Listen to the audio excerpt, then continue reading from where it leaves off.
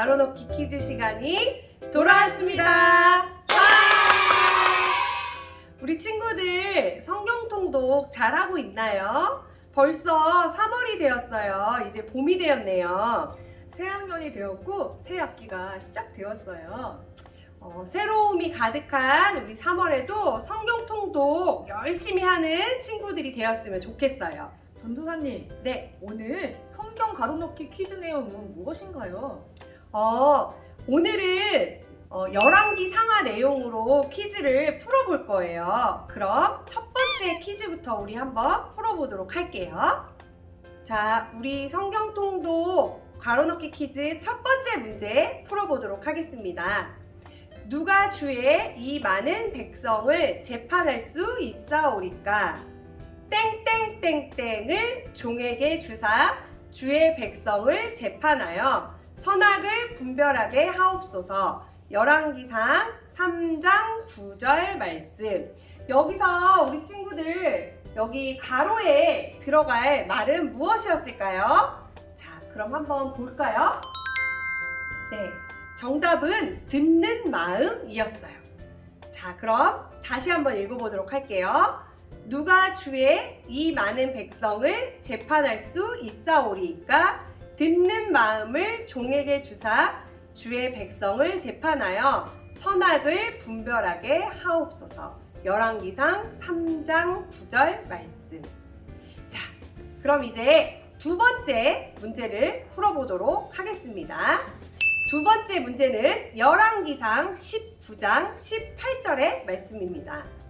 그러나 내가 이스라엘 가운데 땡땡 명을 남기리니 다 바알에게 무릎 꿇지 아니하고 다 바알에게 입맞추지 아니한지라. 자, 여기에서 여기 가로에 들어갈 말은 무엇이었을까요? 우리 친구들 한번 정답을 맞춰보도록 할게요. 네, 정답은 7,000명이었어요. 그럼 우리 정답을 넣어서 다시 한번 읽어보도록 할게요. 그러나 내가 이스라엘 가운데에 7,000명을 남기리니 다 바알에게 무릎을 꿇지 아니하고 다 바알에게 입맞추지 아니한지라. 열왕기상 19장 18절 말씀. 세 번째 문제 같이 풀어보도록 할게요. 두 사람이 길을 가며 말하더니 불스레와 불말들이 두 사람을 갈라놓고 엘리야가 회오리 바람으로 땡땡로 올라가더라. 열왕기하 2장 21절 말씀이에요. 여기에서 여기 가로에 들어갈 땡땡 이 두 글자는 무엇이었을까요? 답을 한번 맞춰보도록 할게요. 네, 정답은 하늘이었어요. 그럼 정답을 넣어서 같이 한번 읽어볼게요. 두 사람이 길을 가며 말하더니 불수레와 불말들이 두 사람을 갈라놓고 엘리야가 회오리 바람으로 하늘로 올라가더라. 열왕기하 2장 21절 말씀. 자, 우리 친구들 이제 네 번째 문제예요. 네 번째 문제를 전도사님이 읽어볼게요.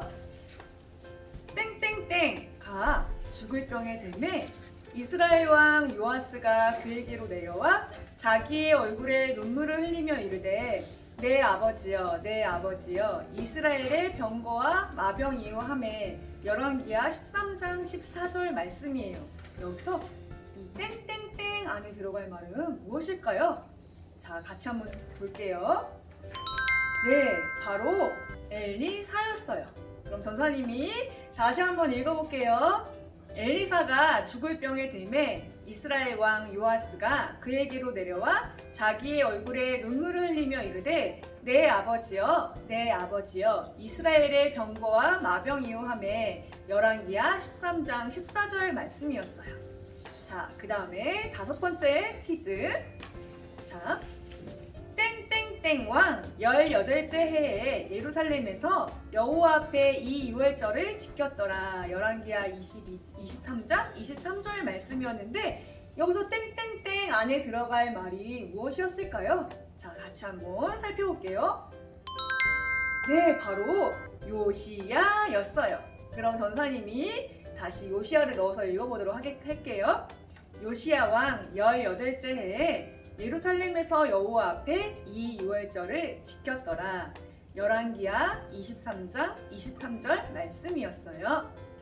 우리 친구들 이번 한 주도 성경통도 열심히 한 친구들 정말 칭찬해요. 네, 다음 주도 힘을 내서 말씀을 읽으며 말씀으로 무럭무럭 자라는 친구들이 되었으면 좋겠어요.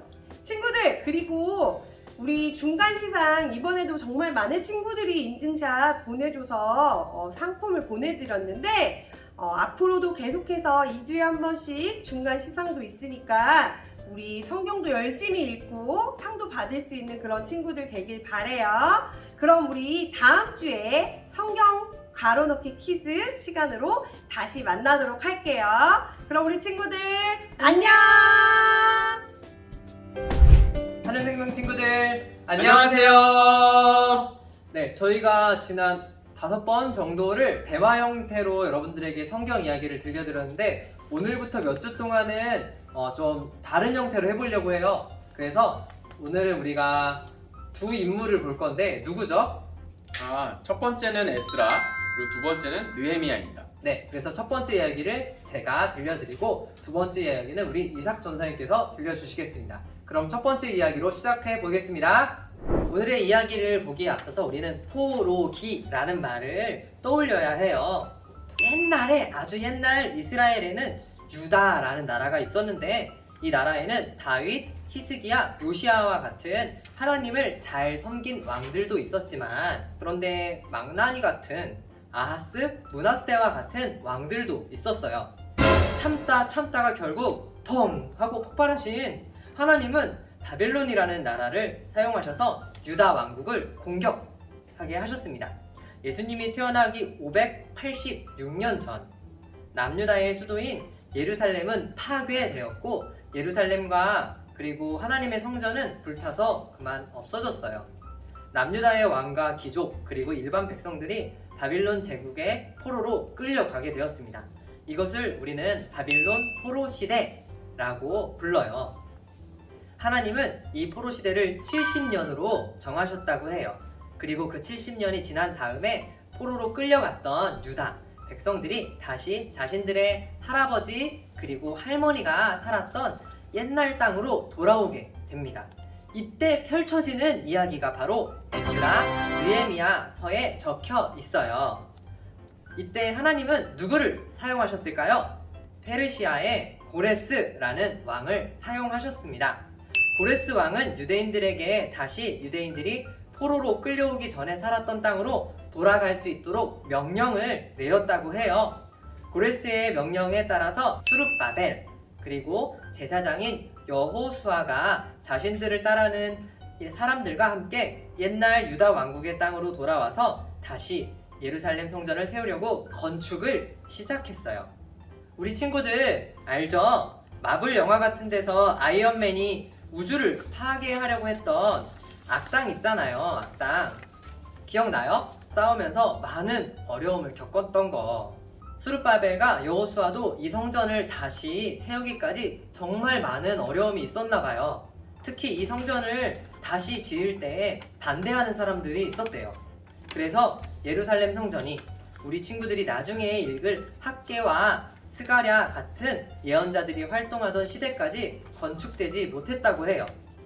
결국은 예루살렘 성전은 그 어떤 방해가 있었지만 그럼에도 불구하고 성공적으로 다시 지어지게 됐는데 이때가 기원전, 그러니까 예수님이 나타나시기 전인 515년 전이라고 해요.